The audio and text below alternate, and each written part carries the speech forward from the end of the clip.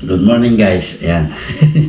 Ito ngayon ang ginawa natin. Ito dito, ang ginawa ko sa kanya is yung suppressor para sa dulo. Since naka-shroud siya, maiksi lang yung ginawa ko sa dulo. Medyo ano nga rin po ito, ilang oras ka rin minasin yan. Pakita ko sa inyo yung picture niyan pagkatapos nung so ito naman yung isa na medyo nahirapan ako dito kasi matagal na akong hindi gumagawa ng ganito. Foot pump po ito. Ayan, foot pump siya. Medyo ayan, mabuti medyo na to. May laman na to eh. Ito pang pinakasimpleng conversion itong foot pump. Yan. Mura lang po yan yung conversion na yan. Kapag ito yung pinakasimpleng conversion ng foot pump na i-hand pump mo na siya para mas malakas. Kasi pag ipinupump mo yan ganyan, konti lang talaga na ilalaman niya kasi pag sa patilya lang yon. Unlike doon sa hand pump yung gagamitin mo, as in talagang solid na malakas siya. Kaya po mas malakas yung CO2 kaysa sa foot pump na ganito is kasi nga sa patilya lang yung ginagamit niya, which is ilang shot lang, wala nang laman kasi mababa yung kanyang pressure na nasa loob na nagigain mo doon sa pagpapump na ganon. Swerte na maka 400 PSI yung ganon kasi sa patilya nga lang siya. So dito since ngayon ay na siya yung compressed air na galing sa hand pump mataas na, nilalagyan natin ng 800 to 1000 PSI. So mas makapal ang tubo kasi nito kaysa doon sa mga modelo ngayon na foot pump. Kaya ayan siya nasisigurado natin na mas malaking lakas. Ang problema lang dito pag pinuputok, sumisingaw na dito sa valve niya. Makikita niyo yung lakas ng hangin na lumalabas dito. Kasi nga, siguro yung o-ring niya, kasi yung mga ginagawa kong ganito dati is nabubunot dito. Naiaatras yan para magpalit ng o-ring. Ito hindi, kaya hayaan ko na yung may-ari nito ang magpalit ng o-ring niya. Para sure tayo na alam niya kasi, alam nilang i-maintain yung ganito. Kaya ayan, try ko nga pupukin to.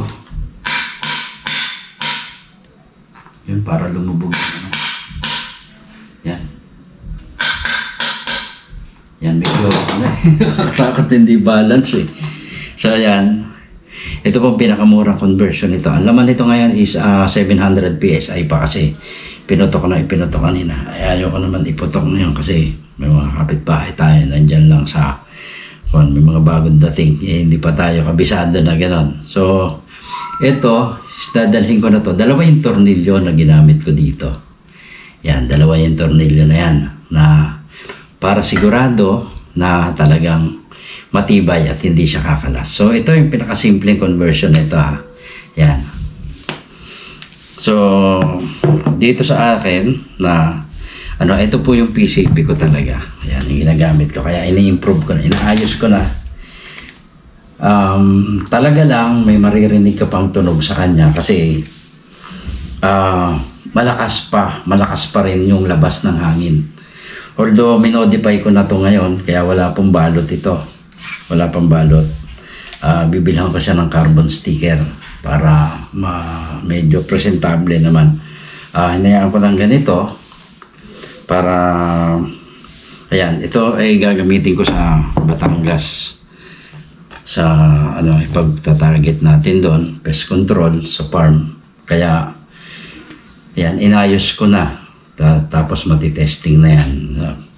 Medyo okay lang sa ngayon. Ito muna nga at saka yan yung ginawa ko.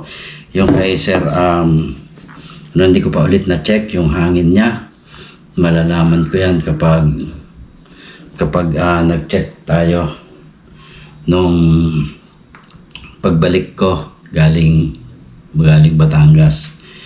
I-check ko yan para kita sigurado tayo na wala siyang leak at ready na ready na siyang yan. Hindi ko napapakita kasi pinakita ko na yan ng mga nakaraan. So dito, since ang hangin niya is wala pang 2,000, gagawin ko yung 2.5 o hanggang 2.7 para hindi ako agad magbobomba doon. So ayan, at hanggang dito na lang. Kita-kita po tayo sa next video. Hopefully makakagawa tayo ng mga mas maayos na video sa mga darating na tutorial tayo ulit. Mag-aaral ako ulit para may maibahagi ako sa inyo regarding dito sa scope, dun sa mga ibang parts nitong airgun. So abangan nyo po yan.